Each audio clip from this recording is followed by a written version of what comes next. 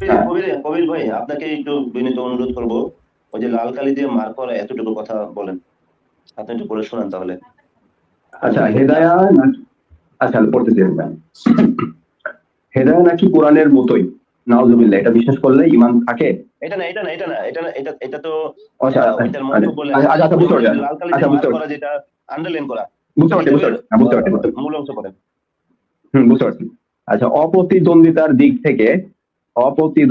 দিক থেকে কোরআনের মতোই আল হিদায়া গ্রন্থ রচিত হয়েছে। এতটুকু নাউজুবিল্লাহ। থামেন, এতটুকু থামেন।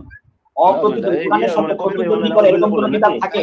হ্যাঁ হ্যাঁ, আউট করেন, আউট করেন, আউট করেন, এটা আউট করেন হুজুর, আউট করেন, এটা স্ক্রিনটা শর্ট। হ্যাঁ, ঠিক আছে, এই যে হুজুর, হ্যাঁ হ্যাঁ হুজুর, এই জায়গায় বলা আছে যে অপ্রতিদ্বন্দ্বিতার দিক থেকে হিদায়া কিতাব হচ্ছে মানে ইয়ে আর কি, এই যে আরবিটা কি লেখছে যেন, এটা আপনি ভালো জানেন।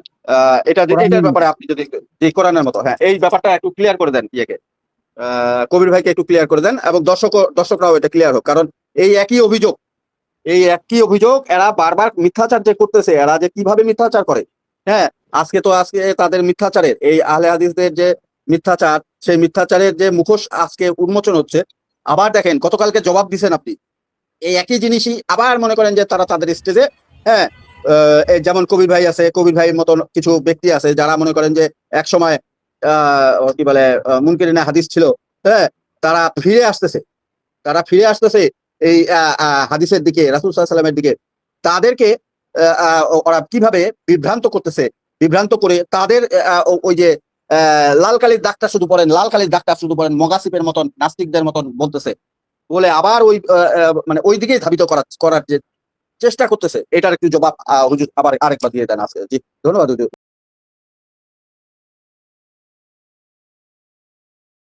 ওলামায়ে কেরাম আছেন, তারা এখানে কথা বলবেন। ঠিক আছে, ওই আমাদের সাথে একে আজাদ ভাই আছেন, উনি এই বিষয় নিয়ে কিছু বলবেন। কারো প্রশ্ন থাকলে আমরা পরে একে একে নিব ইনশাআল্লাহ। জি, একে আজাদ ভাই। আসসালামু আলাইকুম ওয়া রাহমাতুল্লাহি ওয়া বারাকাতুহু। হুজুর আসসালামু আলাইকুম, কেমন আছেন? ওয়ালাইকুম আসসালাম, আছি আলহামদুলিল্লাহ। জি, আপনি কেমন আছেন? জি হুজুর, আলহামদুলিল্লাহ, আপনাদের দোয়ায় বরকতে আলহামদুলিল্লাহ ভালো আছি। আমি একটু ওই যে তাহমিদ হুজুর আপনাকে বলতাম যে আপনাকে একটা 48 সেকেন্ডের একটা ভিডিও দিছি, ভিডিওটা যদি একটু চালাই দেন খালি, যদি আচ্ছা অনুমতি থাকে। আচ্ছা, আমি দেখতেছি ভাই। হ্যাঁ, একটু চালান। কবির ভাই আছেন, কেমন আছেন কবির ভাই? আসসালামু আলাইকুম। জি আলহামদুলিল্লাহ ভালো আছি। হ্যাঁ হ্যাঁ, আপনার একটা ভিডিও আমি চালাবো আর কি। হ্যাঁ, ভিডিওটা আপনি একটু মনোযোগ সহকারে শুনবেন। এই জবাবটা কিন্তু গতকালকে দেওয়া হয়েছিল আমাদের ওস্তাদ এবং ইয়ে কি বলে আশরাফুল ভাই, দুইজনেই কিন্তু উত্তরটা দিছে, এবং ওইটার উত্তরটা কিন্তু অলরেডি ওই ইয়ে থেকে চালানোই হয়েছে, আপলোড করাও হয়েছিল। হ্যাঁ, তারপরেও আজকে হুজুরকে বলবো যে হুজুর, জি হুজুর, জি, এই উত্তরটা, গতকালকের উত্তরটা অনেক পেজ থেকে আসছে এবং অনেকে দেখছে। আচ্ছা আচ্ছা, আপনি হ্যাঁ হ্যাঁ, এবং আপনি এটা একটু আরেকবার আজকে একটু ছোট করে ভিডিওটা চালাচ্ছে, একটু উত্তরটা দিয়ে। জি আচ্ছা, জি।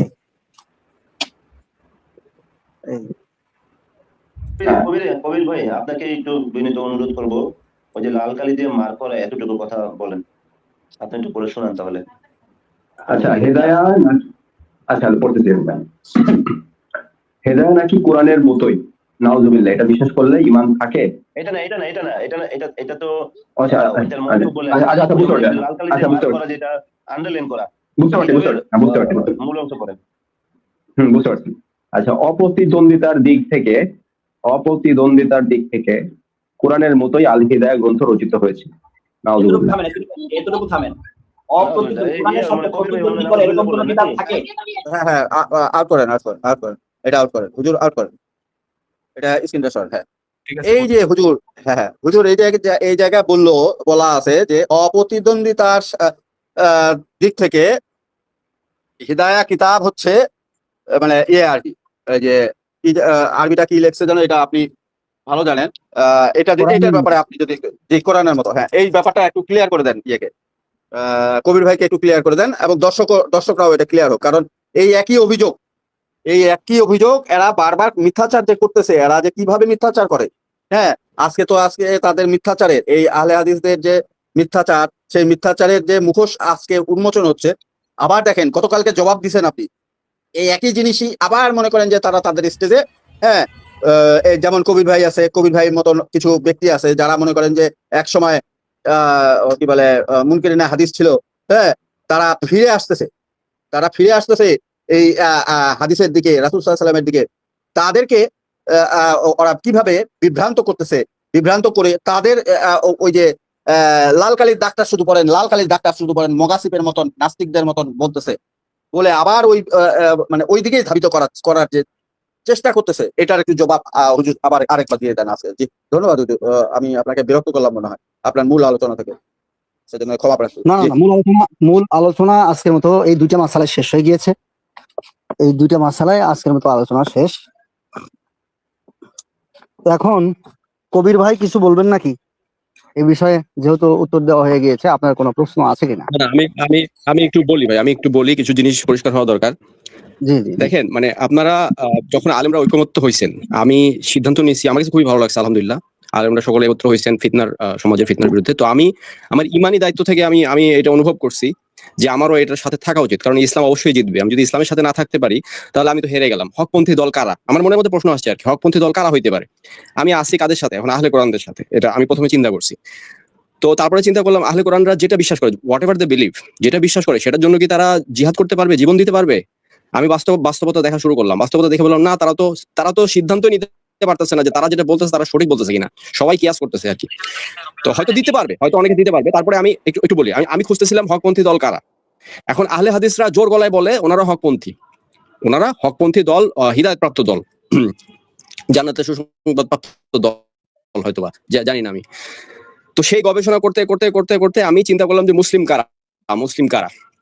তখন আমার মধ্যে আসলো যে না, আমি আসলে হাদিসে সরাসরি না ফিরে আমি মাযহাবে ফিরি আগে। হ্যাঁ, মাযহাবে ফিরি, দেখা যাক কি হয়। তো মাযহাবে ফিরার পরে আলহামদুলিল্লাহ আপনাদেরকে পেয়ে গেলাম। তারপরে যত লাইভ শুনতেছি ভালো লাগতেছে, জয়েন হচ্ছি। তো এখন মাযহাব থেকে হাদিসে আপনারা আমাকে নিবেন। আপনারা যদি বলেন যে আহলে হাদিসের কাছে যাও, শিখতে পারবা কিছু, অসুবিধা নেই, ওনাদের কাছে সঙ্গে যাবো। তো আমি আসলে সত্যি কথা বলতে আমি মুকাল্লিদ ভাই, আমি অত জ্ঞানী কেউ না ইসলামের বিষয়ে। আমি জেনারেল লাইনের স্টুডেন্ট। আমি জাস্ট এতটুকুই বলবো, আমি যদি মাযহাবে ফিরি, আমার দেখা দেখি হয়তো অনেক আহলে কোরআন ফিরবে মাযহাবে। সেই মাযহাবে ফিরার পরে তাদেরকে হাদিসে ফিরানোর দায়িত্ব আপনাদের। ওইটার কাজ আমি করতে পারবো না। আমি যতটুকু আপনাদের করতে পারবো, নিজে আমি মাযহাবে ফিরতে পারবো। মাযহাবে এই কবির ভাই যে একটি কথা বলছে যে আমি মাযহাবে ফিরবো, তারপর হাদিস। মাযহাবে ফিরা মানে হাদিসে ফিরা। মাযহাব বিষয় বুঝতে হবে। মাযহাব মানে আসলে কি? মাযহাব অর্থ হলো স্কুল অফ থট, কোরআন এবং হাদিস থেকে। শফিক ভাই, ওটা আমরা পরে নিয়ে আলোচনা করব। ওটা আমরা পরে নিয়ে ওনাকে বোঝাবো মাযহাব কি। এখন কবির ভাইকে বলতে দেন।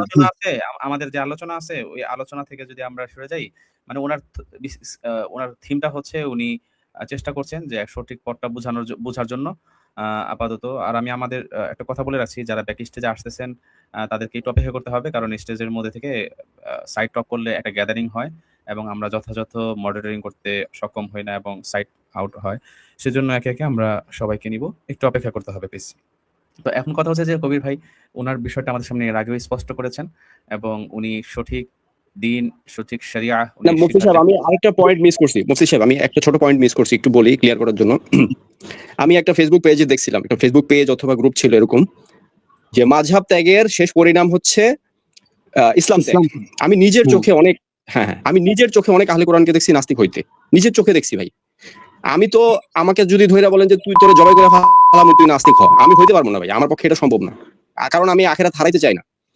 তো আমি সেই কারণে আলেমদের থেকে শিখতে চাই, ঠিক আছে? আমি এখনই সিদ্ধান্ত নিচ্ছি না আমি ওইভাবে বড় কোনো, আমি মাঝাবে ফিরছি এটা বলতেছি, কিন্তু হাদিস ভাই ওইভাবে অন্ধভাবে আমি মানতে চাই না। আমাকে একটু হাদিস, মানে পুরোটা বিষয় আসলে জিনিসটা হয়েছে কি, আমি অনেকদিন এগুলো হাদিস গবেষণা থেকে দূরে ছিলাম, নাস্তিকদের সাথে তর্ক করতাম।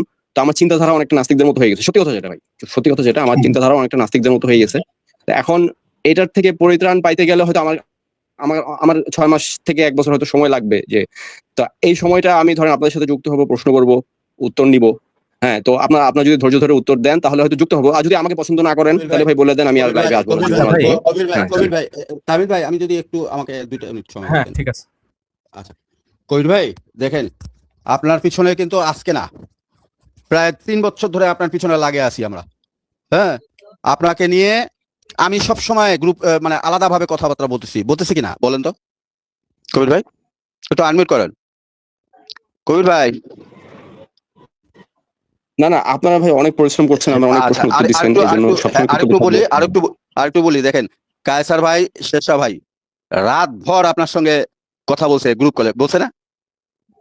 দেখেন, আপনাকে বোঝানোর জন্যই আপনার পিছনে আমরা কিন্তু এক এক করে এরকম 2-4 মানে হাদিস অস্বীকারীদের সাথে যে লাইভ করি, শুধু ইয়ের জন্য লাইভ করার জন্য করি তা না, আমরা কিন্তু তাদেরকে ফেরত নিয়ে আসার জন্যই লাইভ করি এবং ধরেই গ্রুপের মধ্যে নিয়ে তাদেরকে বোঝানোর চেষ্টা করি, যেমন আপনাকে করতেছি। হ্যাঁ, তো আপনার ওই আলোচনাগুলো পরে বাদ দেন, আপনি কি ইয়ে হবে না হবে আপনাকে তো বেশ কিছু টিপস দিছি আমরা অলরেডি। হ্যাঁ, এবং আস্তে আস্তে আগে বাড়াবো। হাদিস অবশ্যই আপনাকে হুজুররা আছেন, হুজুররা আপনাকে বোঝাবেন, বিভিন্ন পর্যায়ে বিভিন্ন ধাপে ধাপে বুঝাবেন, এটা কোনো বিষয় না। আপনি একবার না 17 বার। জি হুজুর বলেন। আজাদ ভাই, আমি একটু, ভাই চলে গেলেন নাকি কবির ভাই? না আছেন উনি জ্ঞান উন্নাসী ব্যক্তি। জি হ্যাঁ, কবির ভাইয়ের কথাগুলো আমার ভালো লাগছে। আমি আপনাকে কবির ভাইকে শুনতেছেন আমার কথা? ওনাকে উদ্দেশ্য করে, হ্যাঁ, ওনাকে উদ্দেশ্য করে আমি কবির ভাই আপনাকে উদ্দেশ্য করে আমি দুইটা কথা বলছি। সেটি হলো, দেখুন, আপনাকে আসলে দুইটা বিষয় বোঝানো দরকার বা বোঝা দরকার। আল্লাহ তাআলা তৌফিক দান করেন, দোয়া করি। তার মধ্যে প্রথম বিষয় হচ্ছে যে হাদিসের প্রামাণ্যতা। আমাদের আহলে কোরআন যারা রয়েছেন তারা হাদিসের প্রামাণ্যতা নিয়ে প্রশ্ন তোলেন, অর্থাৎ এখন যে হাদিসগুলি রয়েছে বুখারী, মুসলিম ইত্যাদি ইত্যাদি গ্রন্থ, এগুলো রাসূল সাল্লাল্লাহু আলাইহি সাল্লাম থেকে প্রমাণিত নয় এবং রাসূল সাল্লাল্লাহু আলাইহি সাল্লামের ইন্তেকালের পরে ধীরে ধীরে হাদিসগুলো বিক্ষিপ্ত হয়ে গেছে এবং এগুলো সংরক্ষিত থাকেনি। এগুলো মানুষের কথার সাথে মিশে এগুলোর নির্ভরযোগ্যতা নষ্ট হয়ে গেছে। এই হলো আপনার প্রথম বিষয়, হাদিসের উপরে আপত্তি। আর দ্বিতীয় আপত্তি হলো, যখন আমরা হাদিস নিয়ে কাজ করি তখন আমরা দেখি ইখতিলাফুর রিওয়ায়া, অর্থাৎ একটা হাদিসের সাথে আরেকটা হাদিসের মিল পাওয়া যাচ্ছে না, একটা হাদিসে আছে একরকম, আরেকটা হাদিসে আছে আরেক রকম। এটাকে আরবিতে বলে ইখতিলাফুল হাদিস, অর্থাৎ হাদিসের মতভিন্নতা। তো এই হাদিসের মতভিন্নতার কারণেও মানুষ আহলে কোরআনের দিকে এবং হাদিস অস্বীকার করার দিকে ঝোঁকার একটা বড় কারণ। তারা মনে করে যে এক মানুষ তো আপনার হলো 2 ধরনের কথা বলতে পারে না, 3 ধরনের কথা বলতে পারে না। তো বিষয়টা যেহেতু একজনের কথাই এক এক রকম হয়ে যাচ্ছে, তাহলে এটা তিনি বলেন না, এটা মানুষ এটা মিশ্রণ করে দিয়েছে যার যার সুবিধা অনুযায়ী। এটাও বড় একটা জিনিস। তো এই দুইটা জিনিস যদি আপনার সমাধান হয়ে যায়, মানুষের যদি সমাধান হয়ে যায়, তাহলে কিন্তু আপনার বহুত বড় একটা ফিতনা থেকে মানুষ বেঁচে যাবে, বা মানুষ আহলে কোরআন যেটাকে আমরা বলছি যে বা মুনকিরিনে হাদিস যেটাই বলি, এদিকে কিন্তু আর ঝুঁকবে না, বা তাদের অনেক অস্পষ্টতা দূর হয়ে যাবে। তো এই দুইটা কাজ কারা করেছেন? আপনার হলো হাদিসের আহ যে হাদিস, যে ঐতিহাসিকভাবে এটা যে প্রমাণিত যে হাদিস রাসূল সাল্লাল্লাহু আলাইহি সাল্লামের সংরক্ষিত হাদিস আছে, হ্যাঁ, এই হাদিসের উপরে যারা কাজ করেছেন, এটা আপনি দ্য অথরিটি অফ সুন্নাহ একটা বই আছে, এই বইটার মধ্যে আপনি প্রায় 800 পৃষ্ঠার বেশি লেখা হয়েছে। এই বইটা বাংলায়ও আছে, এটা আপনি পড়তে পারেন, বা আপনি যারা এই ধরনের লোক আছে তাদের জন্য আপনি সাজেস্ট এটা করতে পারেন। দ্য অথরিটি অফ সুন্নাহ, এটা বাংলায় আছে, আরবিতে প্রচুর বই আছে যে হাদিসগুলি কিভাবে সংরক্ষিত হলো। এখন এটা পড়ার পরে দ্বিতীয় আর একটা প্রশ্ন আসবে যে আমি বুঝলাম হাদিসগুলি সংরক্ষিত হয়েছে, তাহলে হাদিসগুলোর মধ্যে এত বৈপরীত্য কেন? এই বৈপরীত্যগুলি দূর করেছেন মাযহাবের ইমামগণ হাদিসেরই খেদমত করেছেন। তারা বিভিন্ন আন্দাজে এই হাদিস সুন্নাহগুলিকে তারা ব্যাখ্যা করেছেন। ব্যাখ্যা করলে যেটাকে আপনার ফিকহের পরিভাষায় আমরা বলে থাকি দফউত তাআরুজ, অর্থাৎ বিপরীতমুখী দুই হাদিসের মধ্যে সামঞ্জস্যতা করা। আপনি ইমামগণের ব্যাখ্যা যদি আপনি দেখেন, তাহলে কোন হাদিস আপনার কাছে বিপরীতমুখী মনে হবে। এই জায়গাতে একটা ছোট কথা ছিল হুজুর, একটু যদি বলতে দিতেন। এই জায়গাতে একটা কথা ছিল, যেমন নামাজের শেষে রাসূল সাল্লাল্লাহু আলাইহি ওয়াসাল্লাম, নামাজের শেষে রাসূল সাল্লাল্লাহু আলাইহি ওয়াসাল্লাম হাত তুলে দোয়া করছেন, এটারও সহিহ রিওয়ায়াত পাইছি আমি। আবার হাত কেউ বলতেছে কখনোই তিনি তোলেন নাই, শুধুমাত্র বৃষ্টি সালাতুল ইস্তিসকার সময় তুলছেন। তো এখন এই আমি যদি সরাসরি হাদিস মানতে যাই, তখন তো আমি বিপদে পড়বো, তো আমার তো মাযহাব মানতে হবে। তো সেই ধারণা থেকে আমি চেষ্টা করতেছি মাযহাব মানতে, যে মাযহাবের ইমামদের সমাধানগুলো কি এগুলো জানার জন্য। জি হ্যাঁ, ধন্যবাদ। আপনি বুঝতে পেরেছেন যে আমরা অবশ্যই হাদিস মানি, কিন্তু সেটা ইমামগণের ব্যাখ্যা অনুযায়ী মানি। কেন ইমামগণের ব্যাখ্যা অনুযায়ী মানি, সেই ব্যাখ্যা আমরা ইনশাল্লাহ অন্য একটা ইয়াতে আলোচনায় দেব, যে ইমামগণের ব্যাখ্যা কেন মানতে হয়। আমি গত 3টা লাইভ করলাম, মনে হয় 2টা লাইভ করছি পূর্ণাঙ্গ। এই লাইভগুলোর শুরুর দিকে আমি এই প্রাথমিক এই বিষয়গুলি কিন্তু আলোচনা করেছি, যে ইমামগণের ব্যাখ্যা অনুযায়ী হাদিস আমাদেরকে কেন মানতে হবে। যদি ইমামগণের ব্যাখ্যা না মানি, তাহলে আমাদের সামনে কি কি সমস্যা আসতে পারে। এই বিষয়গুলি। জি, ধন্যবাদ। ইমামগণকে দেখুন, আশরাফ আলী থানভী রহমাতুল্লাহ আলাইহির নাম আপনারা অবশ্যই শুনেছেন। উনি দেওবন্দি বড় একজন আলেম। তো আশরাফ আলী থানভী রহমাতুল্লাহ আলাইহি এই মাযহাব বিষয়টা পরিষ্কার করেছেন যে শরীয়ত প্রণেতা হলেন, যিনি শরীয়তকে প্রণয়ন করেছেন, দান করেছেন, তিনি হলেন আল্লাহ। এই শরীয়তকে মানুষের মাঝে প্রয়োগ করে দেখিয়ে দিয়েছেন মুহাম্মদুর রাসূলুল্লাহ সাল্লাল্লাহু আলাইহি ওয়াসাল্লাম। আর এই শরীয়তকে সুবিন্যস্তভাবে ব্যাখ্যা করেছেন মাযহাবের ইমামগণ। হ্যাঁ, এখানে মাযহাব যারা আপনার হলো তারা নতুন কিছু তৈরি করেন নাই। যারা মাযহাব বানিয়ে আপনার হলো মাযহাব যাদের দিকে নিসবত করা হয় বা যারা মাযহাবের ইমাম, তারা নতুন কিছুই তৈরি করেন নাই। তারা শুধু সেগুলোকে ব্যাখ্যা করেছেন। হ্যাঁ, তারা ব্যাখ্যা করে এগুলো একটা সুবিন্যস্ত আকারে দিয়েছেন যাতে পরবর্তী লোকেরা এটা নিয়ে ঝামেলার মধ্যে না পড়ে। তো আপনার যারা ঝামেলার থেকে উম্মতকে বাঁচাবার জন্য হাদিস, কোরআন এসব কিছুর মধ্যে একটা সামঞ্জস্যতা করে সুবিন্যস্ত রূপ দান করলেন, তাদেরকেই আজকে কোরআন এবং হাদিসের বিপরীতে দাঁড় করে বলা হচ্ছে যে আপনি মাযহাব মানবেন নাকি কোরআন হাদিস মানবেন। কোরআন হাদিস থাকতে মাযহাব মানতে হবে কেন? এই বিষয়ে এগুলো একটা হাস্যকর, এবং আপনি যদি বলেন তাহলে এটা বলা হবে যে যার জন্য করলাম চুরি সেই আমাকে বলে চোর। বিষয়টা অনেকটা এরকম হয়েছে। জি ভাই। জি, না, এখন মুফতি সাহেব, আমি যেটা শিখতে চাচ্ছি, একটু বলি হুজুর, আমি যেটা শিখতে চাচ্ছি যে কোরআন, হাদিস এবং মাযহাবের সমন্বয়। জি। কবির ভাই, আপনার ওই প্রশ্নটা নেওয়ার আগে ওই যে ভিডিওটার ব্যাপারে যদি আপনাকে ক্লিয়ার করতো, এটা তো গেছেই, হ্যাঁ, মানে আজকের আলোচনাটা যেহেতু ওই ওদের বিভ্রান্তির মুখোশ উন্মোচন, তাহলে ওই ভিডিওটা নিয়ে যদি হুজুর যদি ইয়ে দিয়ে দিত, জবাবটা দিয়ে দিতেন, এবং কবির ভাই আপনার যদি কোনো প্রশ্ন থাকে তাহলে ওই জায়গায় প্রশ্ন হুজুরকে করে ওটা ক্লিয়ার আমি সেটাই বলতে চাচ্ছিলাম। জি। হেদায়ের উপরে কোনো প্রশ্ন আছে? বিশেষ করে গতকালকে উনি যে দেখালেন পেশাব করে না কেন, নাউজুবিল্লাহ, কে বলেছে আমি জানি না, এটা আল্লাহ তাকে হেদায়েত দান করেন। আচ্ছা হুজুর, ওই যে এটা না, ওই যে কোরআন ইন্নাল হিদায়াতা কাল কোরআনি কাদ নাসাখাত, এই ইবারতের উপরে অভিযোগটা করছিল আবার গতকালকে উত্তর দিয়েছিলেন। সংক্ষেপে আবার উত্তরটা দিয়ে দেওয়া যেতে পারে। হ্যাঁ, উত্তর দেওয়া যেতে পারে। উনি আসলে এখানে উনি যে যিনি প্রশ্ন করেছেন তিনি যে বিষয়টা বারবার উল্লেখ করেছেন সেটা হলো অপ্রতিদ্বন্দ্বিতার দিক থেকে হেদায়া হচ্ছে কোরআনের মতো। এইটা ছিল প্রশ্ন, যে হেদায়া কোরআনের মতো হয় কিভাবে। এই দেখুন, এখানে আসলে আরবি বালাগাত যারা পড়ে নাই তাদেরকে আপনি বিষয়টা কিভাবে বুঝাবেন, আসলে এটা মুশকিল বিষয়। কেউ যদি বলে যে আমি বাঘ, আর কেউ যদি বলে যে আমি বাঘের মতো, এই দুইটা কথার মধ্যে আপনি কি দিয়ে পার্থক্য করবেন? যে আপনার হলো দুইটা জিনিস আলাদা কি আলাদা না? আমি বাঘ, হয়তো এই কথাটা সত্য হবে অথবা মিথ্যা হবে। আমি বাঘ, কথা হয় সত্য হবে না হয় মিথ্যা হবে। কিন্তু যদি আপনি বলেন যে আমি বাঘের মতো, তখন এই কথাই সত্য যে আপনি বাঘ নন। কারণ মতো কথা এটা হাকিকতের অর্থে বোঝায় না, মাজাজের অর্থে বোঝায়, অর্থাৎ রূপক অর্থে বোঝায়। এখানে আপনার হলো এই কোরআনের ক্ষেত্রেও তাই হয়েছে, আপনার হলো হেদায়ের ক্ষেত্রেও তাই হয়েছে। হেদায়া কোরআনের মতো, অপ্রতিদ্বন্দ্বিতার দিক থেকে কোরআনের মতো। তার মানে হেদায়া তো কোরআন নয়, কোরআনের সাথে তুলনা দেওয়া হয়েছে। তাহলে এখানে তুলনা যেহেতু দেওয়া হয়েছে, অবশ্যই একটা দিকে লক্ষ্য করে তুলনাটা দেওয়া হয়েছে। কোন দিকে লক্ষ্য করে তুলনা দেওয়া হয়েছে? তুলনা দেওয়া হয়েছে দুই দিকে লক্ষ্য করে। যে কুরআনুল কারীম যেভাবে পূর্ববর্তী যে সমস্ত কিতাব রয়েছে, তাওরাত, জাবুর, ইনজিল ইত্যাদি ইত্যাদি, এই কিতাবগুলি কোরআন শরীফ আসার পরে এই কিতাবগুলির আর কোনো দরকার নাই। কেন দরকার নাই? কারণ ওই কিতাবগুলির মূল কথা কোরআন শরীফের মধ্যে এসেছে। তাওরাত, জাবুর, ইনজিলের মূল কথাগুলি কোরআন শরীফের মধ্যে এসে গিয়েছে, এবং মানুষের জন্য এমন বিধান কোরআন বর্ণনা করেছে, এমন শরীয়ত কোরআন দিয়েছে, যার কারণে অন্য কিতাবের দিকে আর তার তাকানোর কোনো দরকার নাই। তো ফিকহের ক্ষেত্রেও হেদায়া এই একই কাজটা করেছে। আপনি জানলে অবাক হবেন যে তাবেঈনদের মধ্যে শত শত মাযহাব ছিল, ফিক ছিল, ফিকহের দরস ছিল, কিন্তু পরবর্তীতে যখন হেদায়া কিতাব লেখা হলো, হেদায়া কিতাব লেখার পরে এই কিতাবটা এমন ভাবে দলিল প্রমাণ দিয়ে এর আপনার হলো এই কিতাবটাকে সামনে নিয়ে আসা হলো, পরবর্তীতে যারাই ওলামায়ে কেরাম এই কিতাবটা দেখেছেন তাদের কাছে বিষয়টা এটাই প্রতীয়মান হয়েছে যে এই কিতাব যদি থাকে তাহলে অন্য কোনো ফিকহের দরস বা অন্য কোনো ফিকহের কিতাবের দিকে আমাদের দেখার আর কোনো প্রয়োজন নাই। কেন প্রয়োজন নাই? বলে এর মধ্যে মুবাওয়াবান মুফাসসালান, বাপ অধ্যায়, জীবনের প্রতিটি শাখা প্রশাখা, বিচার কার্য, তারপরে হলো আপনার ব্যবসা বাণিজ্য, সামাজিকতা ইত্যাদি ইত্যাদি সবকিছু আছে।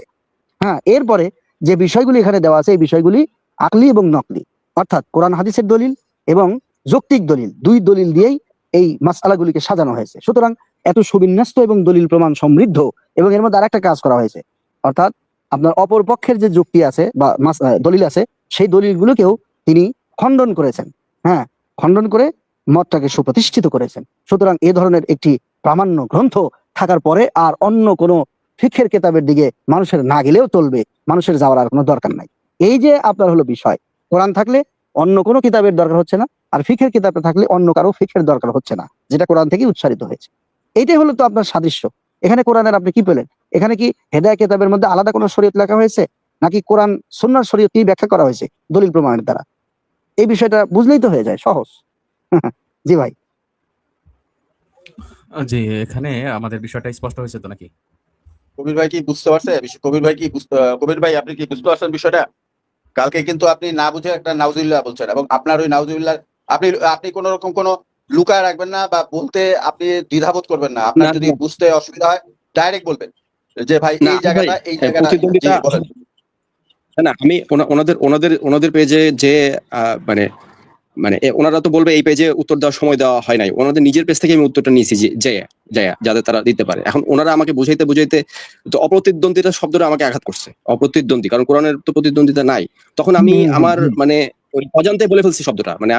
আমি তো ওনাদেরকে আরবি ইবারত পড়ে শোনাইছি, ওনাদের সামনে আরবি ইবারত পড়ে শোনাইছি যে ইনাল হিদায়াতা কাল কোরআনি ইয়ানসিখু, ওই পরের অংশটুকু পড়ে শোনাইছি। তো ওনারা হ্যাঁ, জি। আচ্ছা শুনেন, এখানে এটা আসলে কি, এখানে প্রতিদ্বন্দ্বে বলা হয়েছে কি, যেমন কোরআন এসে, যেমন হুজুর বললেন, এই কথাটা আমি স্পষ্ট রূপে বলি, কোরআন যেমন এসে কোনো কিতাবকে তার প্রতিদ্বন্দ্বী হিসেবে রাখে নাই, পূর্ববর্তী যত কিতাব আছে তার প্রতিদ্বন্দ্বী হিসেবে কোরআনকে কোনো ভাবে প্রতিদ্বন্দ্বী রাখা যাবে না। আমি দাঁড়ান ভাই, জি, আমি যদি এখানে বলি, আসলে আমি তর্জমা পড়াই, তো আপনার হলো এই আপনার কোরআন তর্জমা পড়াই। আমি তর্জমার সাথে আমার একটা ভালো সম্পর্ক আছে, জি, এবং আমার তর্জমার ক্লাসও আছে। জি, তর্জমা কিভাবে করতে হয়, উসুল তর্জমা, এগুলো আমার ভালো জানা আছে আলহামদুলিল্লাহ। তো জি। এখন এখানে যে অপ্রতিদ্বন্দ্বী, এই অপ্রতিদ্বন্দ্বী শব্দটা কোন শব্দের তর্জমা, কোন জায়গা থেকে উঠলো, এটা কি কেউ বলতে পারবে আমাদের? কাল কোরআন কাপলিত তাসবিহ মতো, এখানে অপ্রতিদ্বন্দ্বী এটা কোন শব্দের তর্জমা? আমি যদি বলি তর্জমাটাই ভুল, তখন আপনি কি করবেন? আসলে তর্জমাটা ভুল। কোরআনটা হেদায়তটা কোরআনের মতো। এখন এই দিকটা আপনাকে, এই অপ্রতিদ্বন্দ্বী নাকি অমুখাপেক্ষী না কোনটা, এই ব্যাখ্যাটা তো আপনার হলো যিনি ব্যাখ্যাদাতা তার থেকে নিতে হবে। আপনি করলে তর্জমা ভুল বললে তখন ইসলামিক ফাউন্ডেশনের উপরে দোষটা পাবে, তখন ইসলামিক ফাউন্ডেশনের ঘাড়ে চাপাই দিবে তর্জমা ভুল বললে। কারণ ইসলামিক ফাউন্ডেশনের ঘাড়ে চাপিয়ে দিক। আমি ইসলামিক ফাউন্ডেশন নিয়ে আমি এখানে বসিনি। কোরআনের তর্জমা বা আমরা যে কোনো তর্জমা আপনার হলো ইসলামিক ফাউন্ডেশন বা কোনো কিছু দেখা যাবে না। হ্যাঁ, এটা হলো আপনার হলো উসুল অনুযায়ী এখানে কথা বলতে হবে। আপনি ওদেরকে বলতে হবে, আপনি ইসলামিক ফাউন্ডেশনের তাকলিদ করছেন কেন? আপনাদের মধ্যে কেউ বড় আলেম নাই, তাদেরকে বলেন, তারা এসে বলুক। আমরা ইসলামিক ফাউন্ডেশনকে গিয়ে বলবো যে আপনাদের এই তর্জমাটা উচিত হয় নাই। আমি শুধু বলছি যে এটা কোন শব্দের তর্জমা। হ্যাঁ, আপনি এটা বলতে পারেন যে আপনাদের এই তর্জমাটা ভুল হয়েছে, এটা বলতে পারেন, আমরা মেনে নেবো, 100 বার মেনে নেবো যে তর্জমা ভুল হয়েছে, যদি ভুল হয়ে থাকে ভুল হয়েছে। হ্যাঁ, কিন্তু আপনারা তো এটা বলছেন না যে তর্জমা ভুল হয়েছে, আপনারা তো এই তর্জমায় ভুল ধরছেন না। ওনারা ভুল ধরছে কিসে? ওনারা ভুল ধরছে, দেখেন কোরআনের সাথে প্রতিদ্বন্দ্বিতা করছে। কিসের প্রতিদ্বন্দ্বী এখানে? কোরআন যেরকম ভাবে অন্যান্য কিতাব থেকে, অন্যান্য পূর্ববর্তী আসমানি কিতাব থেকে অমুখাপেক্ষী করে দিয়েছে মানুষকে, হেদায়া ফিকহের অন্য কিতাব থেকে অমুখাপেক্ষী করে দিয়েছে। বিষয়টা হলো এই, ওয়াজহে তাসবিহ হলো এই। এখানে কিন্তু ওয়াজহে তাসবিহ দেওয়া হয়েছে, অতঃপর্যন্ত কিন্তু ভুল হয় না। এখানে রূপক অর্থে এখানে হ্যাঁ, আপনি রূপক অর্থটা আপনি ধরতে পারেন, কিন্তু রূপক অর্থে আপনি যদি ধরলে সমস্যা হয়, আপনি সেটা বাদও দিতে পারেন। হ্যাঁ, ঠিক আছে না? এটা তো তর্জমা, এটা তো কোনো কতই তর্জমা নয়। এখানে হ্যাঁ, কতই তর্জমা না। এখানে আমি একটা ইনফরমেশন, আমি একটা ছোট তামিম ভাই, আমি একটা ছোট ইনফরমেশন দিতে চাই। সেটা হচ্ছে যে অলরেডি এই ইসলামিক ফাউন্ডেশনের অনুবাদগুলো নিয়ে ইয়ে দেওয়া হয়েছে, আপিল করা হয়েছে যে অনুবাদগুলো সংশোধন করার জন্য, এবং অলরেডি এটা ইসলামিক ফাউন্ডেশন থেকে ইয়েও করা হয়েছে যে বেশ কিছু হাদিসের অনুবাদ সংশোধন করা হবে, বেশ কিছু কিতাবের অনুবাদ সংশোধন করা হবে। হ্যাঁ, এটা কিন্তু আলেম সমাজ ইয়েও করছে, দরখাস্ত করছে, এবং এটার ইয়ে হয়েছে, কি বলে, ইসলামিক ফাউন্ডেশন থেকে গ্যারান্টেড হয়েছে। হ্যাঁ, যেমন মনে করেন যে ওই যে একটা হাদিস আছে না, যে নেকড়ের মাংস খাওয়ার ব্যাপারে এখানে নেকড়ে শব্দ ব্যবহার করছে। হ্যাঁ, অথচ ওইটা কিন্তু নেকড়ে না। হ্যাঁ, ওই ইয়ের আরবির অনুবাদটা এরকম বেশ কিছু হাদিসে ইয়েও হয়েছে। হ্যাঁ, আপনি আসাদ ভাই, আপনি আপনি ইয়া বলতে পারেন, ভুল না বলে অসামঞ্জস্যতাপূর্ণ তর্জমা এটা বলতে পারেন, অনুত্তম তর্জমা এটা বলতে পারেন। আপনি অনুত্তম বলতে পারেন, এটা একটা অনুত্তম তর্জমা। এখানে সবচেয়ে বড় কথাটা হয়েছে কি, যেমন কোরআন, যেমন একটা কথাই আপনি মেনে নেবেন যে কোরআন যেরকম অন্যান্য কিতাবের সাথে উপর কোরআন প্রাধান্য পেয়েছে, ফিকা শাস্ত্রের উপরে এই হেদায়াটা, ফিকা শাস্ত্রের উপর যত কিতাব আছে ওই কিতাবের উপর এই হেদায়াটা প্রাধান্য পেয়েছে। প্রাধান্য পেয়েছে, হ্যাঁ, এই এটা অর্থ- আপনি বলছেন। এইটা আপনি হুম। ধরতে পারেন। এটা এটা এটা হলো এটা একটা আসল তর্জমা। এটা এখানে একটা আপনি ভালো বুঝতে তর্জমা পারবেন হতে পারে। ইনশাআল্লাহ। জি, এই তর্জমাটা করলে আর কোনো সমস্যা হবে না। আমি তো বললাম যে এটা হাতমি কোনো তর্জমা নয়। হ্যাঁ, এটা গবেষণা করলে আরো ভালো তর্জমা করা যাবে, কিন্তু ওনাদের সমস্যাটা কিন্তু তর্জমাটা নিয়ে নয়। ওনাদের সমস্যাটা হলো হেদায়া কিতাব নিয়ে। আপনি তর্জমাটা যেভাবেই করেন ওনারা বলবে যে না, আমরা এটা বুঝি নাই, আমরা এটা মানি না, এই বুঝছেন, সমস্যাটা হলো এখানে।